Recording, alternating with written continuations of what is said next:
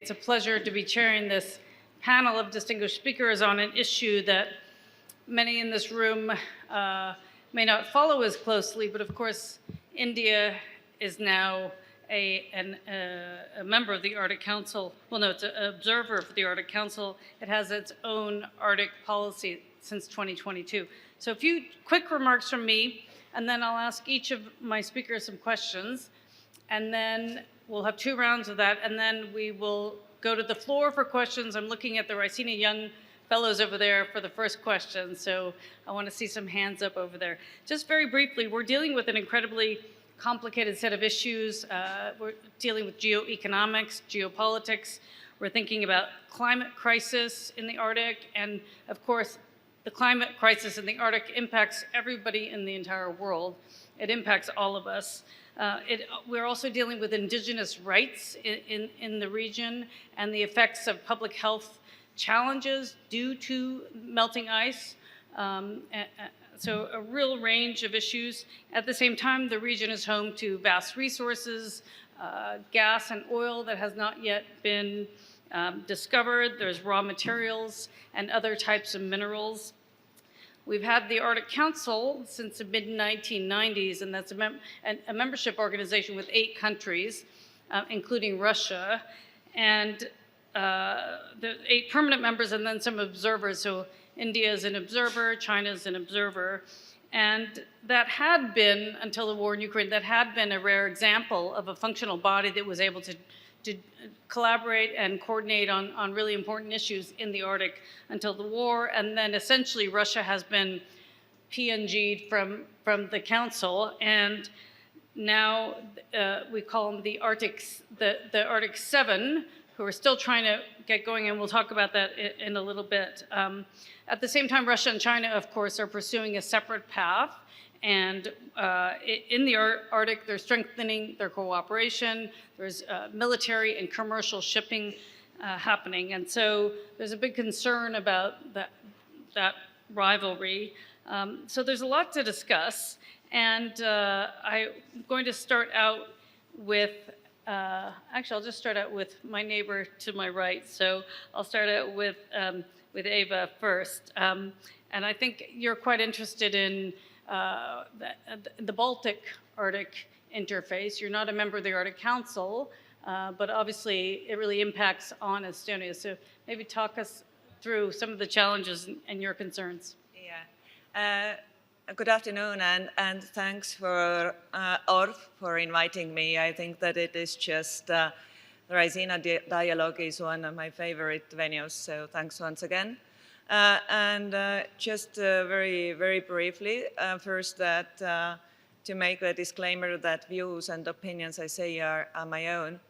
And as for to say some words about Arctic and Baltic, or more precisely Estonia, then Estonia really has a long tradition in Arctic exploration and Arctic experience, starting already from 19th century when the most well-known Arctic explorers were of Baltic German origin and lived, and most of them also died in Estonia. So it remains really debatable whether they were Baltic Germans or Estonians. It is just Krusenstern, von Baer, Wrangel, to name but a few.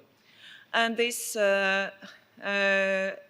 tradition, it continued through Soviet time with the Arctic expeditions, and it is still now in our Estonian universities. So we do have really very, very famous and very high level work to be done. And for instance, just the world's largest genetic database of Siberian people is situated in Estonia. And just to give you an example that our expertise is widely known and giving intense interest, then some years ago, the first Estonian citizen who was sentenced into prison for collaborating Chinese military intelligence was actually Arctic researcher and knew very well about deep sea and melting ice and ice conditions in the Arctic. So our expertise is pretty well, and we are continuing the work. Great. Well, thank you for that. Let me go to the Swedish Minister, Minister Billström. As of next Monday, Sweden is likely to be in NATO, assuming all goes well in Hungary. That will mean that the Arctic 7 are all in NATO. How will that change the way that the Arctic Council, assuming it ever is reconfigured, how might that change the way that things work in the future with you in Finland? And we'll talk about Finland in a minute. Yeah, well, thank you very much for the question, Karin. Of course, when you look at it, we have come a long, long way. I mean, after all, applying for NATO membership and thereby ending the history of Sweden being a non-military aligned country, which we have been for 200 years, is not something which you do lightly. But when you do it for a good reason. And that reason is Russia's war on Ukraine, which has shown exactly what the stakes are, what Russia is capable of doing, and how it thinks and acts about itself. And this is why Sweden, together with Finland, decided to apply for NATO membership, because it is the only organization that can create the safety which we need in our neighborhood and in our region. And this is likely to come true in a week or so, as you say, with Hungary voting. The consequences for the north of Europe or for the Arctic, I would say, is improvement. This means that there is more countries on the Arctic Council that are NATO members. It means that we will add, as we will add already in the Baltic Sea area, to the safety and the stability. There is only one country now in the Baltic Sea region, once Sweden and Finland have joined, who won't be a NATO member, and that is Russia. All other democratic states with the coastal line will be NATO member states. The same goes for the Arctic. And I should like to frame it this way very briefly, that after all, when you look at the Arctic, right now, I don't see the risk of military action inside the Arctic as such. But there is a risk due to the fact that the melting will open up new paths for traveling, will open up new ways of finding and using and extracting raw materials and minerals. There might be a risk of heightened tensions. And we also see, with the dysfunctioning of the Arctic Council, the Barents Council, etc., that there are other actors who are not members of the Arctic Council, who are not Arctic countries, who are showing an interest in this area. And that is also something to take into account, because those bodies which I spoke about, the entities, they means that we have good rules, as it is today, for this area. But they apply to those countries who are already members of that council, not for the others. As you can see from my colleagues here from Finland and Norway who are nodding, we are very much in agreement with this within our family. So thank you. Okay, great, thank you. Minister Elina Valtonen from Finland, I know you're former foreign minister when Russia was basically, I wasn't really kicked out of the Arctic Council, but certainly not, was made persona non grata or country non grata. Your former foreign minister warned of an Arctic with no rules, right? He was very concerned about the Arctic Council without Russia and how it could function. Others have pushed back and said, you know, the Arctic Council is more of a collaborative body. It's not a decision-making body. And we have international law. We have other treaties that can try to help manage some of the challenges that we do have with Russia and other countries in the Arctic if they're not complying with rules. How are you seeing it now, given you're also recently in NATO as well, that things have changed so much due to the war? Yeah, well, it is indeed so that also the reason that the Arctic Council or its work has been hampered, the main reason behind that is obviously Russia's war of aggression in Ukraine. And it is indeed so that the 7 out of 8 countries are not only soon NATO members, all of them, but all of them are democracies who rely on human rights and the rule of law, unlike Russia. So there's, of course, a fundamental difference. Now, of course, the purpose of the Arctic Council has not been really on security policy side, it's been more on environmental issues, regional issues. And we do appreciate the work that the current chair, Norway, has done in facilitating the work of the Council in despite of these circumstances, for instance, with the written procedures. But the question is, of course, for the future, whether Russia still holds a place in the Council, because the only thing, of course, that we are worried about is that if they are not adhering to the international law and in the international conventions that they have been themselves crafting in the past. So if they are not playing by the rule book, then, you know, why try to create new rules with them? And the rest of the world is more or less, and especially those countries, of course, in the Arctic Council and the observers, willing to adhere by the rules. Okay, thank you for that. Well, let's talk about the Norwegian chairmanship of the council now.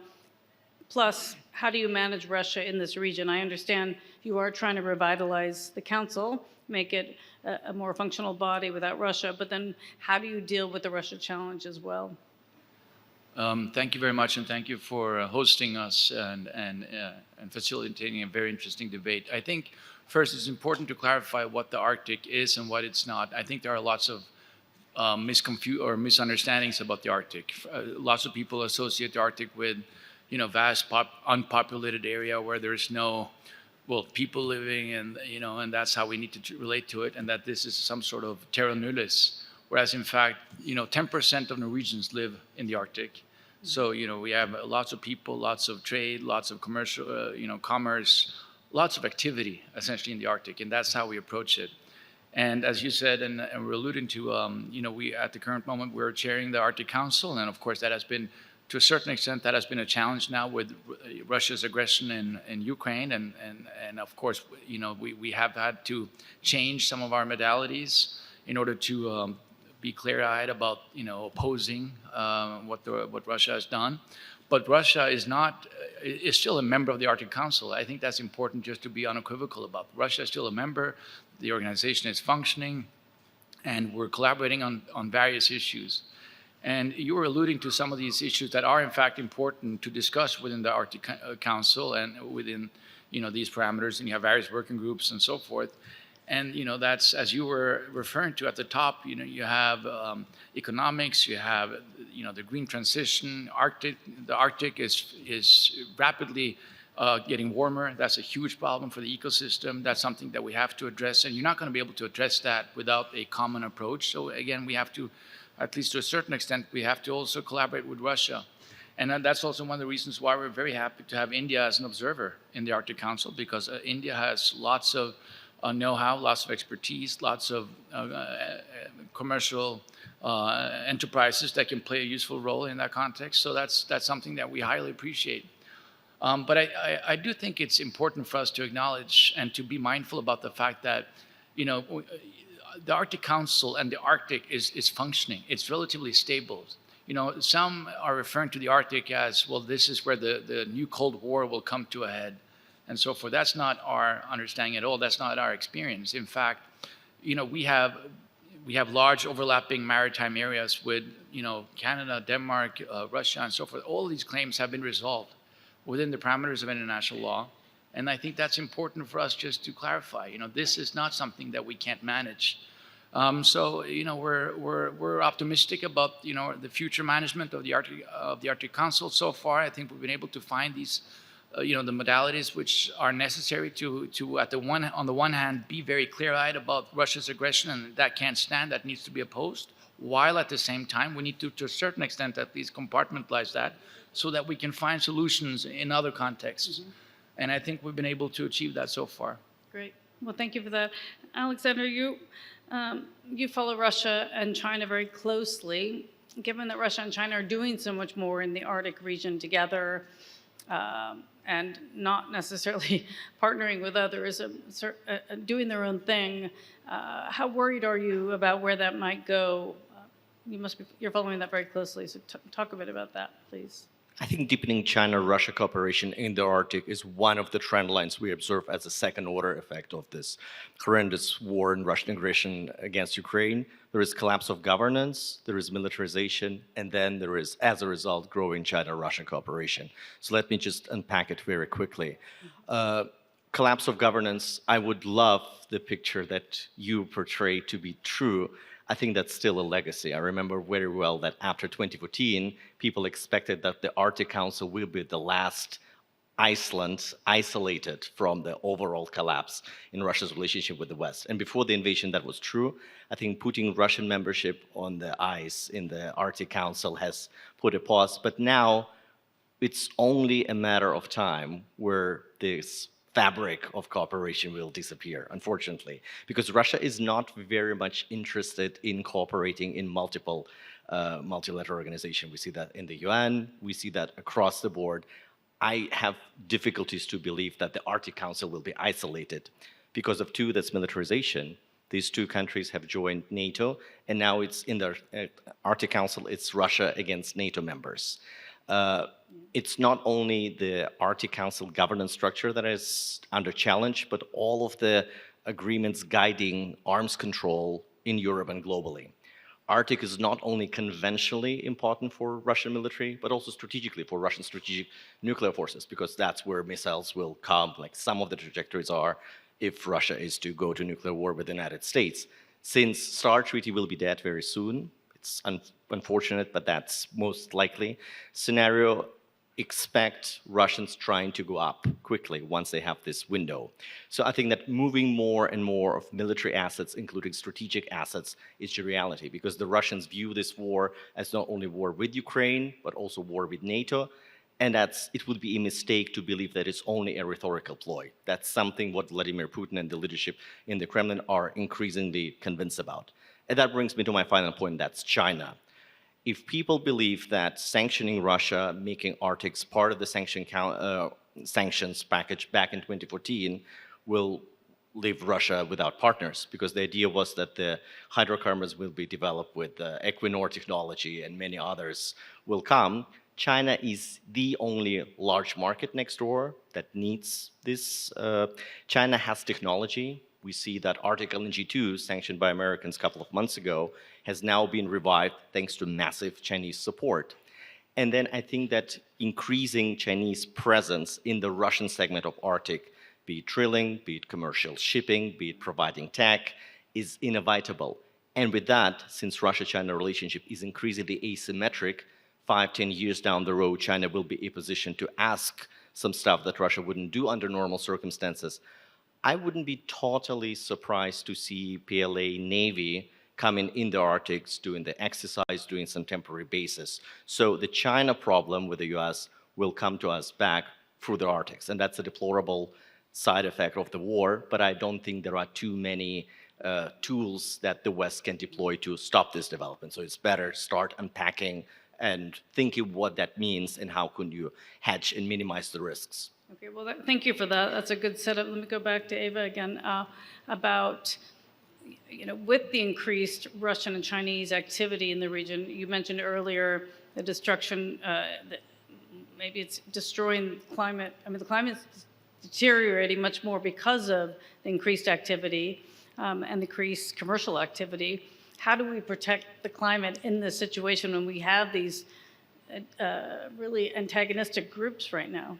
Well, I think that it is one of really the global issues what we all need to work on, and it is saying among the Arctic researchers that what happens in the Arctic doesn't really stay in the Arctic, so the implications will be indeed global. And in this sense, I would really speak about one worry, what we really have, and it is how Russia is dealing to its natural resources and to its human resources in the Arctic region. Most of the minority nations who are there, they are actually Finno-Ugric origin, what means that they are relatives to our Estonian and Finnish language group. So we have had through ages, we have had very very strong cooperation and interaction with them. What we see now is that during the war in Ukraine, people from indigenous regions have been mobilized more recently, more often than from other regions of Russia.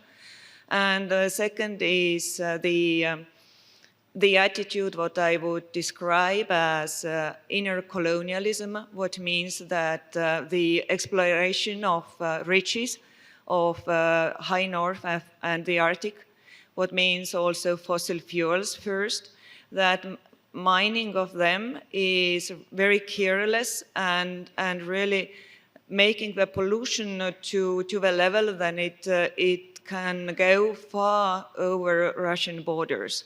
So once again, that I would very much to say that the Arctic could stay low tension region, but unfortunately what we see are that tensions there are rising.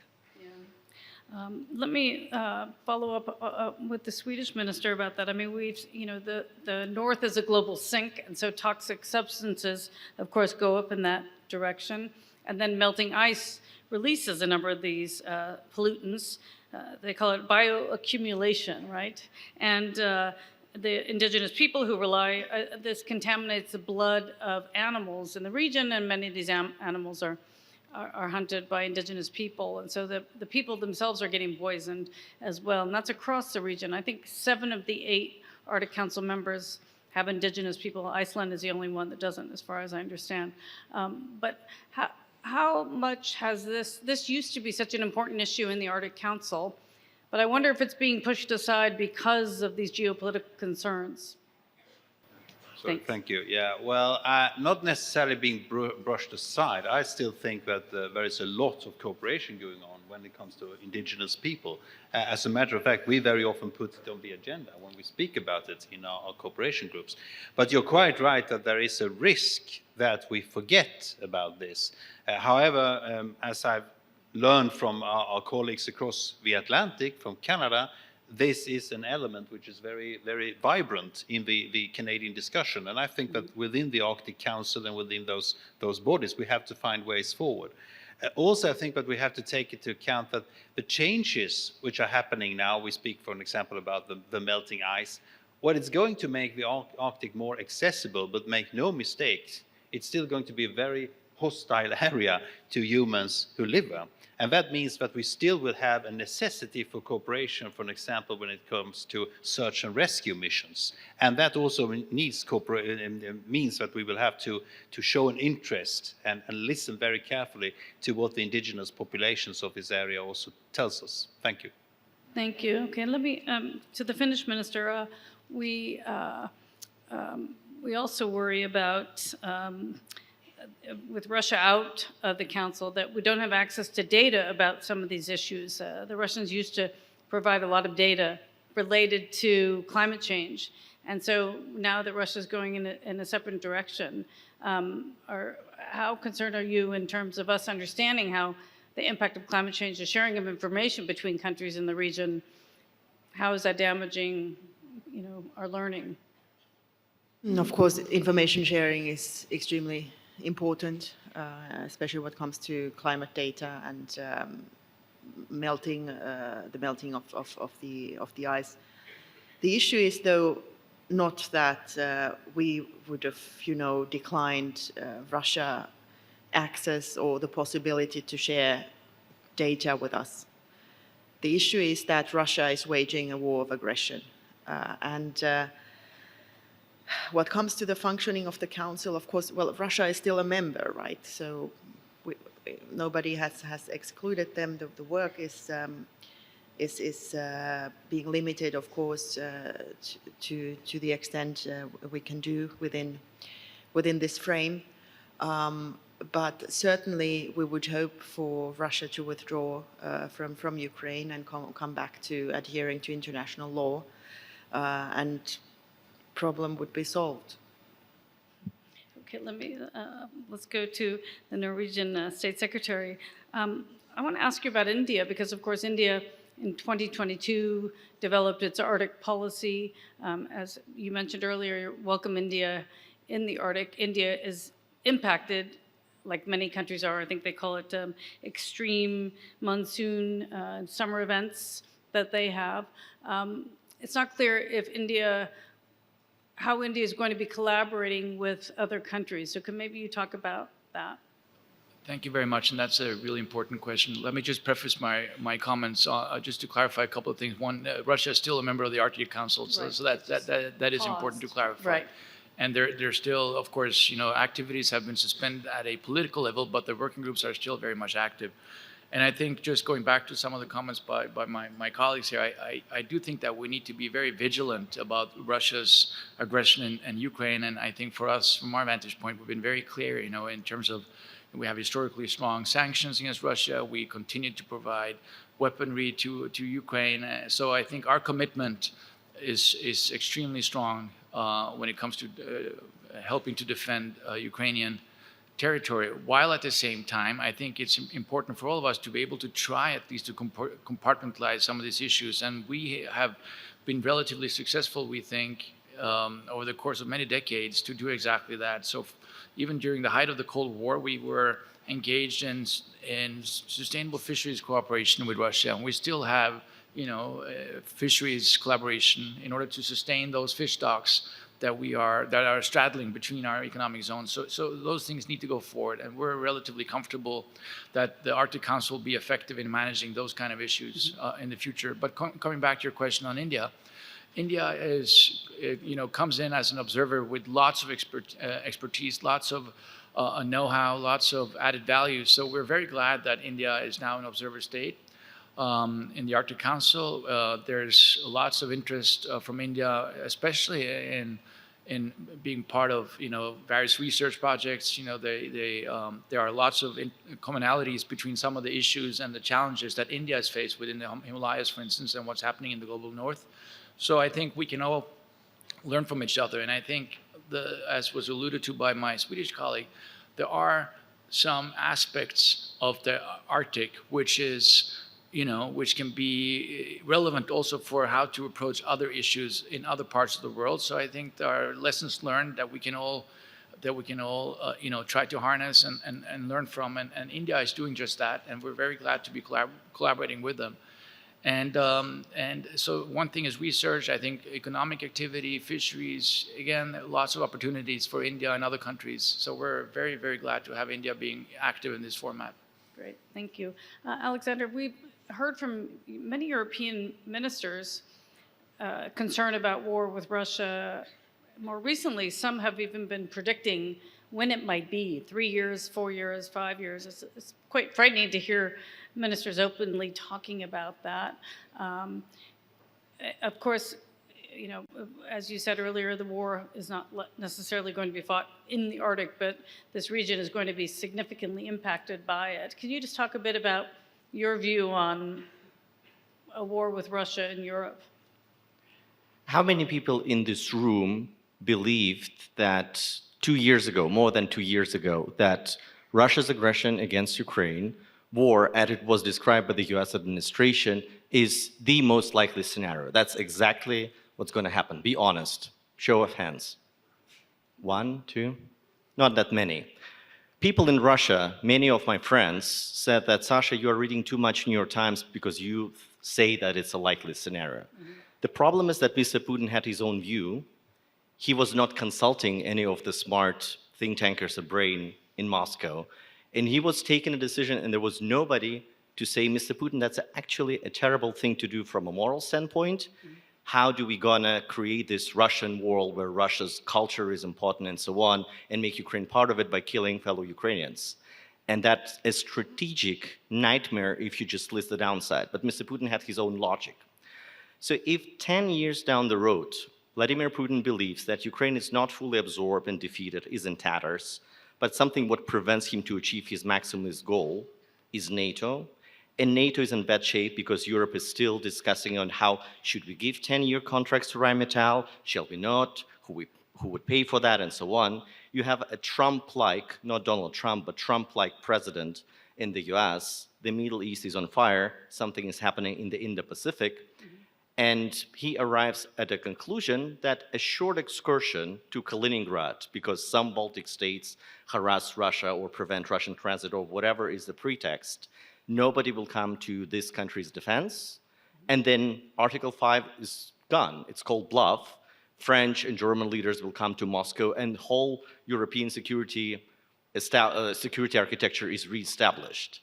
If he comes to this conclusion and gives the marching orders, will there be any checks and balances in the Russian system to say, Mr. Putin, that's as terrible an idea as your decision to invade Ukraine? There will be nobody. People now laugh at this in Moscow and say it's, NATO trying to pump hot air into their military and military defense complex. Once and if this happens, for God's sake, God forbid, they will say, oh, that was inevitable. So that's a major risk. And insurance against this risk, unfortunately, I'm the most peace-loving person, is to ramp up defense industry and deterrence while maintaining channels of communication. If there is, deterrence and reassurance come hand in hand. And this game was played well during the Cold War. Unfortunately, we're in this time. It will be very hard to level that with the public, that somebody needs to pay, and that's a separate discussion. But that's a major risk, unfortunately. Well, thank you for that. I think if you had said that to me 2.5 years ago, before the war, I might have thought you were being a bit extreme, but obviously that scenario is a realistic scenario. Let's have some questions, but I'm going to start with the Raisina Young Fellows, and we'll take 4 or 5 questions, and I'll ask my panelists to write down notes, and I'll come back to them at the end.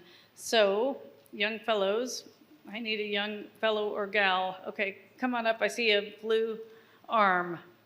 Well done. I like it when the women speak first. Hi, my name is Adasha. I'm currently seconded from the Dutch think tank to the Dutch MOD. And I was wondering, the past few years, the Arctic Council did not discuss security and defense issues to keep the Arctic a low-tension region. But at the same time, we see increased military activity. Don't you think that security and defense issues should be brought into either the Arctic Council or another format? And if so, what would be the right format to discuss these kinds of issues? Okay, thank you for that. Another question, yeah, please. All right, the women are doing it. Well done. Yeah. I'm Kanagvali Suryanarayanan. I'm a polar law scholar from University of Akureyri, Iceland. So I do agree on a lot of things. The Arctic Council is on a pause, but there are also certain areas that the Arctic is cooperating. I don't want it to also be a doom scenario.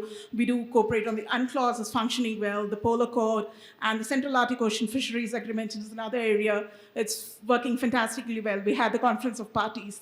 Now, don't you think you need to have more players in the Central Arctic Ocean Fisheries Agreement, like India, because India has been into the Arctic governance, and because it's not just about the fish stocks, it's about the ecosystem management of the Arctic. Thank you. My name is Arnav Mishra. I'm pursuing my master's from Christ University, Bangalore. My question is that historically Arctic has been known as the last frontier, but don't you think, especially after Russia's special military operation, Arctic has become turned into the first or primary frontier? And if yes, how do you think it has been managed, or it is going to be managed by players in that particular region? Thank you. So my question is, doesn't the alignment of Arctic Council member states towards NATO feed to Russia's fear of having NATO forces near its borders? And is it an act of provocation? Is it provocation? Okay, great. Thank you for that. We'll take one more. Okay, great. Hi, I'm Bianca Bonetti from Italy. I'm also one of the Young Raisina Fellows. I would like to understand more in detail what the Council is doing to prevent melting of the ice, which has now escalated and has huge consequences also on other countries. Thank you. Okay, great. Thank you. And the last question is this gentleman here, and then we'll start on your end, Alexander, and come back. Oh, one more after you. Okay. No, wait, hang on for a second. Yeah, you first, and then go ahead. Hi, good afternoon. I'm Rahul Banerjee. I'm the managing director at Raisina House. We're a policy think tank in Delhi and specialize in foreign policy planning. So the moderator throughout the session has been speaking about the bear in the room, Russia. But isn't the problem over here US over-involvement in the region? Can't the Arctic Council or can't the Arctic and Nordic Baltic region keep US politics, US interest out of its own domestic interest? Thank you. Thank you for that. Okay, and the last question. Yeah. Hello everyone, I'm Alok Tiwari. I'm part of Chanakya Fellowship in Social Sciences at Chanakya University, Bangalore. in terms of the various initiatives which are being taken, so what do you think, which are the key areas of interest for, bridging the gap between India and the Arctic region? Which are the key initiatives on which India should focus? Yeah. Great. Okay. So Alexander, take the ones that you think you can deal with, and then we'll work our way back. Sure. On Russia feeling threatened, being provoked by two new members joining NATO, well, Russia has itself to blame. Who is there to blame? These two countries were never thinking about joining NATO before Russia's aggression in Ukraine. They thought that the aggression is not that very likely. Once that happened, they decided, and my Finnish and Swedish colleague might explain better, that it's better to have this ultimate insurance, Article 5. It's better to have this guarantee than not, because Russia was happily living with Ukraine and its recognized, internationally recognized borders of 1991 for many years. And then all of a sudden, it decided to invade Crimea, and then all of a sudden it decided to go on all-out war. So with that kind of neighbor, is the thinking there, you better be inside the most powerful military alliance rather than outside. That was totally predictable. That was predicted by many in Russia before the invasion. So I think that Russia should welcome to enjoy the new security architecture it created by its present behavior. But unfortunately, that creates a security dynamics that nobody should be blind to. Because if we think that you can compartmentalize the Arctic from the rest of Russian NATO contingency, that's unlikely to happen. If we think that, oh, we should talk more about security in the Arctic Council, how these discussions without Russia will be different from talking inside the NATO family about Russia, or how are they going to be more functional than the non-existent Russian NATO Council and so on? It will be just more of the same. So unfortunately, unless there is a general thaw in the relationship where there is nothing to be seen, I think that the war is likely to continue for quite some time. And then both sides are ramping up their military production.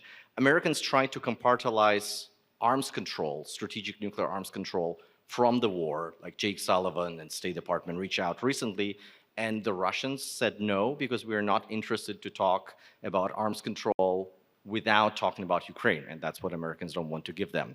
So we are in this period of protracted confrontation where it's on the diplomats and partly on us intellectuals to be really creative on risk mitigation, or at least categorizing those risks. I don't think that we can solve this problem now, but we can manage it. Very good. Okay, Minister, yeah. A lot of questions about the Arctic Council. State Secretary, yes, you, yeah. Thank you very much. Yeah, lots of really good questions. I can try to touch on some of them at least. So there were a couple of questions pertaining to what we do in order to mitigate, the concerns we have around the climate issue, et cetera, right? So, of course, the Arctic Council is very much engaged in providing for research collaboration. We spoke about India's role in that regard. So that's something that is really important, and that's something also that the Arctic Council is facilitating. The sharing of data between researchers and governments, et cetera, is also critical in order to progress these issues and find ways to mitigate some of the issues that we're seeing, but also to find to agree to effective policies sufficiently anchored in the science that is being developed. And also to try to unify governmental approaches, because it's important for us not to be fragmented in our approach in terms of how we, how we mitigate the risks, and also how we conduct our policies in order to be effective in combating climate change. So those are some of the issues, and we need more collaboration. We need more creative thinking, and that's why we're very glad to have countries such as India come in and play a constructive role. And I think, we've had discussions about the legal framework. The Arctic Council, of course, is an organization that allows for collaboration, but it's an organization that doesn't have a lot of teeth. So we have other entities and other frameworks which are equally important. We have ITLAS, or the UNCLOS rather, the Law of the Sea framework. We have the Paris Agreement. We have, and now we have additions. We have the relatively recently adopted BB&J Treaty, which of course will also be important up in the Arctic. So we're relatively comfortable that we have the sort of the legal infrastructure that we need in order to be effective. And just briefly on NATO, I completely agree with what was said by my colleague. There's no reason to think that Sweden, Finland, Norway, or others would use NATO as a springboard for any aggressive policies towards Russia. And that's a myth. And I think it's important for us just to punctuate that myth. NATO is a defensive alliance. Russia, as long as it doesn't infringe on NATO territory, they're fine. Right. Okay, thank you for that. Minister, please, yeah.